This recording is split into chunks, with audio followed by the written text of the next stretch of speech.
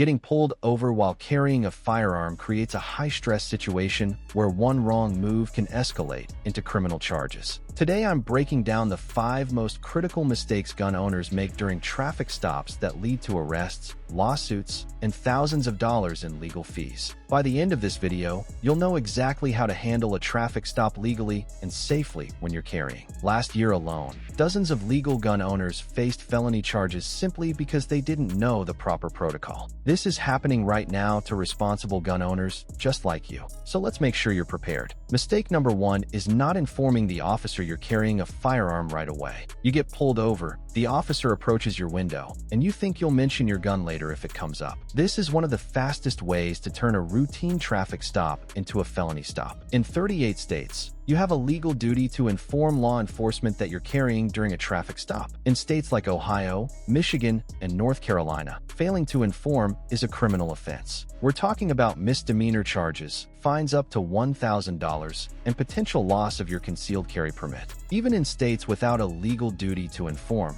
officers consider it a major safety issue when they discover a firearm you didn't disclose. Here's what happens when you don't inform. The officer runs your plates, sees you have a carry permit, and now approaches your vehicle knowing you're likely armed, but you haven't said anything. Their stress level just shot through the roof. When they eventually discover the firearm during the stop, you've created a dangerous situation. The timing of your notification matters just as much as the notification itself. Some gun owners wait until the officer asks for their license, then hand over both their driver's license and carry permit together, thinking this counts as notification. This is too late. The officer has already approached your vehicle, assessed the situation, and positioned themselves based on what they know. Discovering you're armed midway through the interaction changes their entire threat assessment and can make them feel ambushed. Other gun owners make the mistake of waiting to see if the stop will be quick. They think if it's just a warning for a broken taillight, why mention the gun and complicate things? This backfires when the officer asks you to step out of the vehicle and spots your holster, or when they shine their flashlight inside and see your firearm. Now you've concealed information from law enforcement during an official stop, which can escalate charges dramatically. The legal term you need to understand is affirmative duty to disclose. In duty to inform states, this is not optional. The moment official contact begins, the clock starts. Some states require notification immediately upon contact. Others say, upon demand of identification. But the safest approach across all jurisdictions is immediate disclosure before any other exchange occurs. The correct protocol is simple. As soon as the officer approaches your window, before they even ask for your license, you say clearly, "Officer, I want to inform you that I have a valid concealed carry permit and I'm currently carrying a firearm." Keep your hands visible on the steering wheel when you say this. Do not reach for anything. Do not motion toward where the gun is located. Just inform them verbally with your hands in plain sight. Many officers will then ask you where the firearm is located. Answer clearly, "It's in a holster on my right hip," or "It's in the glove box," or wherever it actually is. Then follow their instructions exactly. Some officers will ask you to step out of the vehicle. Some will ask you to keep your hands on the wheel. Some will secure the firearm temporarily. Whatever they ask, comply immediately. But here's something even more critical that most gun owners don't realize. Mistake number 2 is reaching for your wallet or documents before the officer tells you to. This mistake has led to shootings, felony charges, and life-ruining lawsuits. You've just informed the officer you're armed. Your carry permit and driver's license are in your wallet. Your wallet is near your firearm. You reach for it to be helpful and cooperative. The officer sees you reaching toward where you just said your gun is located. This exact scenario resulted in the shooting of Philando Castile in Minnesota in 2016. He informed the officer he was carrying, then reached for his wallet to provide his license. The officer perceived this as reaching for the weapon. Castile was killed. Even when you survive this mistake, you can face charges of reckless endangerment or disorderly conduct for making movements that officers perceive as threatening. Officers are trained that the most dangerous moment of a traffic stop is when the driver reaches for something. When you add a firearm to that equation, their threat assessment goes to the highest level. They don't know if you're reaching for your license or your gun. They have a split second to make that determination. Understanding officer perspective is crucial here. From their position at your window, they cannot see exactly what your hands are doing once they move below the window line or toward the center console. If your firearm is on your hip and your wallet is in your back pocket on the same side, Your reaching motion looks identical whether you're grabbing your wallet or drawing your weapon. The officer must assume the worst-case scenario until they know otherwise. This problem compounds when you're carrying appendix style or in a shoulder holster. Your natural motion to reach for a wallet in your front pocket or inside jacket pocket crosses directly over your firearm. Even if you're moving slowly and trying to be careful, the officer sees your hand moving toward a gun. Their training kicks in. Their hand goes to their own weapon. The situation has now become high risk. Many gun owners don't realize that sudden movements during a traffic stop can legally justify an officer drawing their weapon on you. Even if you weren't reaching for your gun, if a reasonable officer would perceive your movement as threatening, they're authorized to respond with force. You could find yourself looking down the barrel of a service weapon simply because you reached for your documents too quickly. The case law on this is clear. Courts consistently rule in favor of officers who use force when a driver makes sudden movements toward a weapon during a traffic stop. In State v. Johnson, the court found that an officer's shooting was justified when a driver reached toward his waistband after informing the officer he was armed, even though the driver was actually reaching for his wallet. The legal standard is what a reasonable officer would believe in that moment, not what you intended. Before you reach for anything, you need explicit permission and clear instruction. After you inform the officer you're carrying and they acknowledge this information, say, "My license and carry permit are in my wallet in my back right pocket. How would you like me to proceed?" This puts the officer in control. They might say, "Slowly reach for your wallet with 2 fingers." They might say, "Step out of the vehicle first, and then we'll get your documents." They might say, "Keep your hands on the wheel, and I'll retrieve it."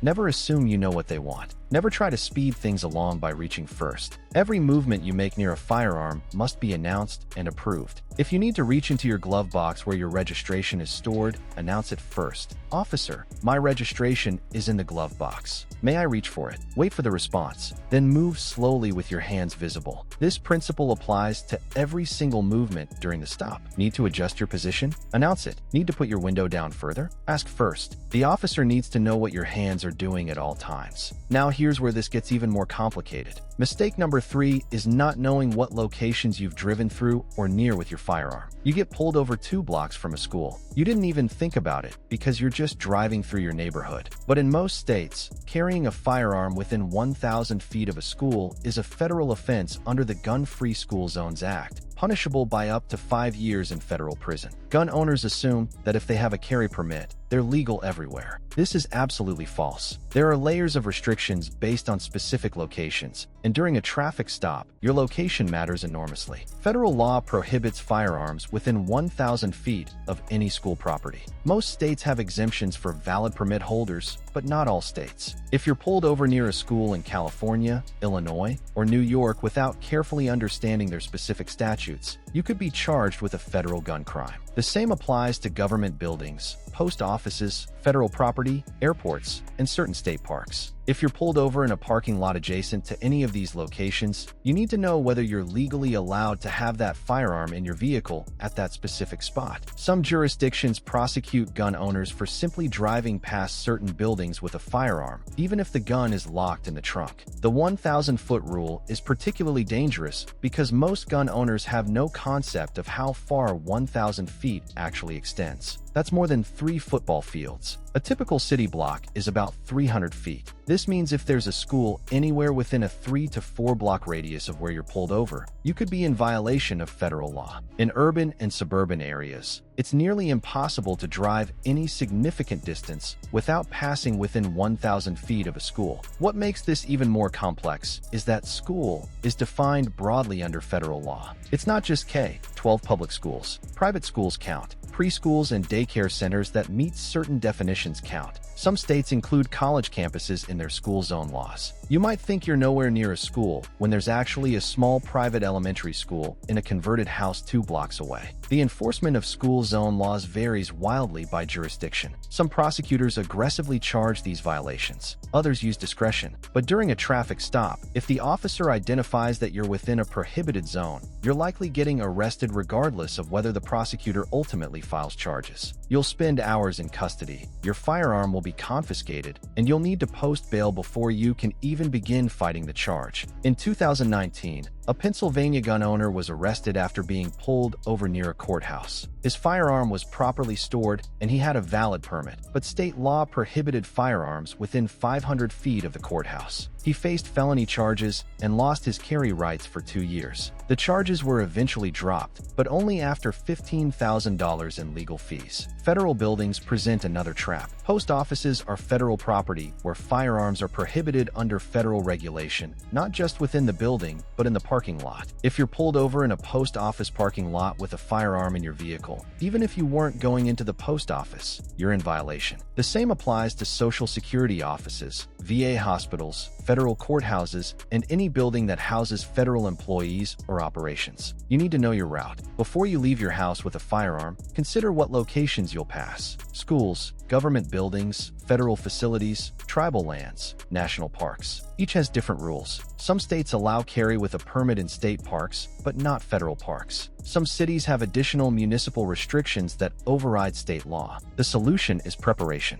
Download a Carry Map app that shows prohibited zones in your state. Check your regular routes for schools and government buildings. If you're traveling to a new area, research the local restrictions beforehand. If you get pulled over and realize you're in a prohibited zone, that's when you need an attorney immediately. Do not volunteer information about locations. Answer questions honestly, but don't speculate about where you've been driving. But there's an even more common mistake that leads to arrests. Mistake number 4 is not following your state's specific requirements for how a firearm must be stored in a vehicle. Gun owners think that having a carry permit means they can keep their gun however they want. Wrong. Every state has different rules about loaded firearms, ammunition storage, accessibility, and whether the gun must be in a holster or case. In some states like Massachusetts, even with a license to carry, your firearm must be unloaded and stored in a locked container while in your vehicle. If an officer discovers your loaded handgun in the center console during a traffic stop in Massachusetts, you're facing criminal charges for improper storage, even though you have a valid license. We're talking about mandatory minimum jail sentences in some cases. In Illinois, firearms must be unloaded and enclosed in a case. In New York, outside of the 5 boroughs, your firearm must be unloaded with ammunition stored separately.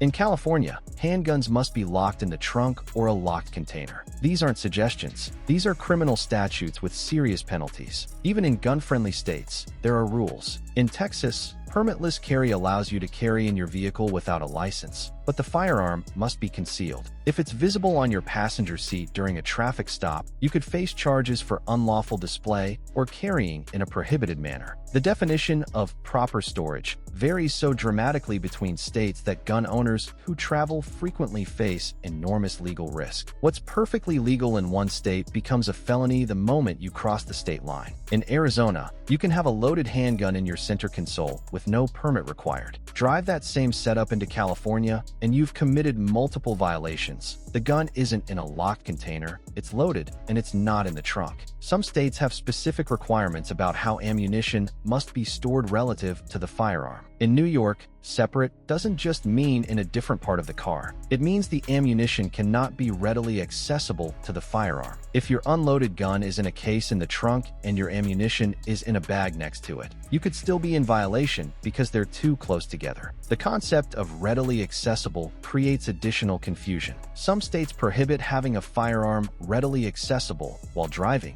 even with a permit. But what does readily accessible mean? In your holster on your hip? In the center console? In a bag on the passenger seat? Under the driver's seat? Courts have interpreted this differently, and officers enforce it differently. During a traffic stop, officers often ask to see your firearm to verify it's legal. If they discover it's loaded in a state that requires unloaded transport, or it's not in a proper case where required, you've just given them probable cause for arrest. They won't care that you didn't know the rule. Ignorance of the law is not a defense. The Firearm Owners Protection Act provides some federal protection when you're transporting firearms between places where you can legally possess them, but this protection has limitations. You must be traveling from a location where you can legally possess the firearm to another location where you can legally possess it. The firearm must be unloaded and locked in the trunk or a locked container not readily accessible from the passenger compartment. If you're pulled over and you're not on a direct route between those two locations, or if you've made substantial stops along the way, you lose this protection.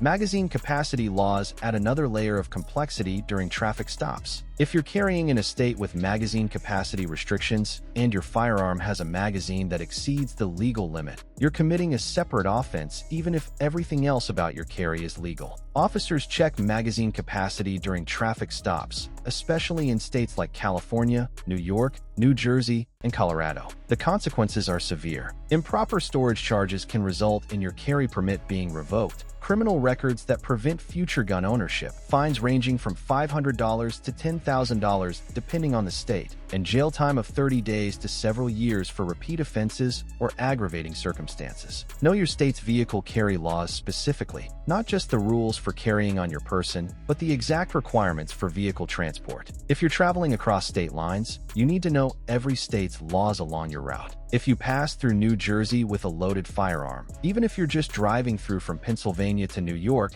you can be arrested under New Jersey's strict gun laws. Before any trip, verify how your firearm must be stored. If you're pulled over and you realize your storage doesn't comply with local law, you need to be extremely careful. Don't volunteer information about how the gun is stored. If asked, answer honestly. Then immediately request to speak with an attorney before answering further questions. Now here's the mistake that causes the most legal problems. Mistake number 5 is the one that creates the most legal liability: talking too much. You think that being cooperative means answering every question the officer asks. You want to be friendly and helpful. But during a traffic stop, while carrying a firearm, every word you say can be used against you in court. After you've informed the officer you're carrying, provided your license and documents, and explained where the firearm is located, the officer might start asking additional questions. Where are you coming from? Where are you going? Why are you carrying today? Have you been drinking? Do you have any other weapons in the vehicle? Can I search your vehicle? Gun owners feel pressure to answer these questions to avoid seeming suspicious. This is a critical mistake. You are under no legal obligation to answer questions beyond providing your identification and vehicle documents during a traffic stop. Every additional answer you provide can create new legal problems. If the officer asks where you're coming from and you say the shooting range, and they smell gunpowder or see spent casings, they might suspect you've been involved in a shooting. If you say you've been drinking, even legally, they now have reasonable suspicion to conduct sobriety tests. If you mention having other weapons, they might ask to search your vehicle and find something you forgot was there. The psychology of traffic stops works against you.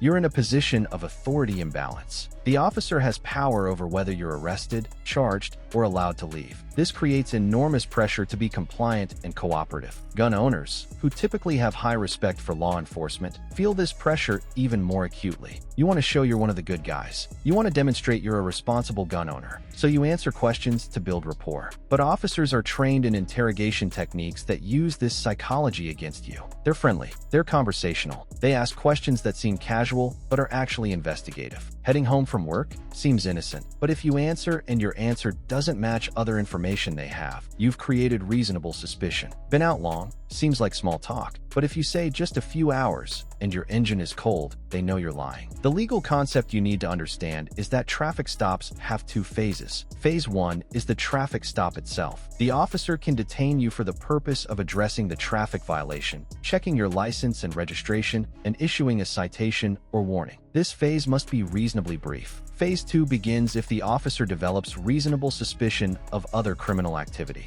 In Phase 2, they can extend the stop to investigate that separate criminal activity. Every question you answer beyond the traffic stop itself gives the officer more information to develop reasonable suspicion. If they ask, "Do you have any weapons in the vehicle?" and you say, "Just my carry gun on my hip," you've now established there's a weapon. If they ask, "Any other weapons?" and you say, "I think I have a pocket knife in the center console," they can now argue they need to search the center console for officer safety. Each answer opens another door. In 2020, a Virginia gun owner was pulled over for a broken taillight. He informed the officer he was carrying. The officer asked if he had been drinking. The gun owner said he had 2 beers with dinner 3 hours earlier. The officer conducted field sobriety tests, claimed the gun owner failed, and arrested him for DUI. The gun owner's firearm was confiscated. Even though he was eventually acquitted of DUI charges, he spent $8,000 in legal fees and lost his carry rights during the court process. The most dangerous question is, can I search your vehicle? If you consent to a search, anything the officer finds can be used against you. Old ammunition, a forgotten pocket knife in a prohibited location, prescription medications not in the original container. Anything questionable becomes evidence. Even if you think your vehicle is clean, never consent to searches. Here's what gun owners don't realize. Officers can't search your vehicle during a routine traffic stop without your consent, probable cause, or a warrant. If they had probable cause, they wouldn't ask for consent. They'd just search. When they ask, "Do you mind if I search your vehicle?" they're asking because they need your permission. If you say yes, you've waived your Fourth Amendment rights. Some officers use coercive language to get consent. If you have nothing to hide, you won't mind if I take a quick look, right? This is manipulation. You can have nothing to hide and still refuse consent. We can do this the easy way or the hard way. This implies they'll search anyway, but they're still asking because they can't without consent. I'm going to call a K9 unit if you don't let me search. This is usually a bluff. They need reasonable suspicion to extend the stop for a K9, and if they had that, they wouldn't need consent. The correct response to questions beyond the basics is polite but firm. Officer, I don't answer questions beyond providing my identification and documents. Am I free to go, or am I being detained? If they say you're being detained, ask for what reason. If they say you're free to go, leave. If they pressure you for a search, say clearly, I do not consent to searches. This is not about being rude or uncooperative. It's about protecting your constitutional rights. Officers are trained to ask questions that seem casual but are actually investigative. You're not required to help them investigate you. Provide your documents, follow instructions about the firearm, and then exercise your right to remain silent. If the stop escalates into an arrest, or if they search your vehicle over your objection, do not resist physically. Comply with commands, but continue stating clearly that you do not consent. Say, I do not consent to this search, and I want to speak with my attorney. Then stop talking completely except to provide basic biographical information when asked. Many gun owners have turned a simple traffic stop into felony charges by volunteering information. Don't explain where you're going. Don't justify why you're carrying. Don't answer hypothetical questions about what you would do in certain situations. The only statements you need to make are, I'm carrying a firearm, the location of that firearm, and I do not answer questions without my attorney present. Closing, final 60 seconds. Let's recap the 5 critical mistakes that can turn a traffic stop into criminal charges when you're carrying a firearm. Failing to immediately inform the officer you're armed leads to misdemeanor charges and permit revocation. Reaching for documents before being instructed creates life-threatening situations and endangerment charges. Carrying in prohibited locations without knowing it results in federal felony charges and years in prison. Having your firearm improperly stored for your jurisdiction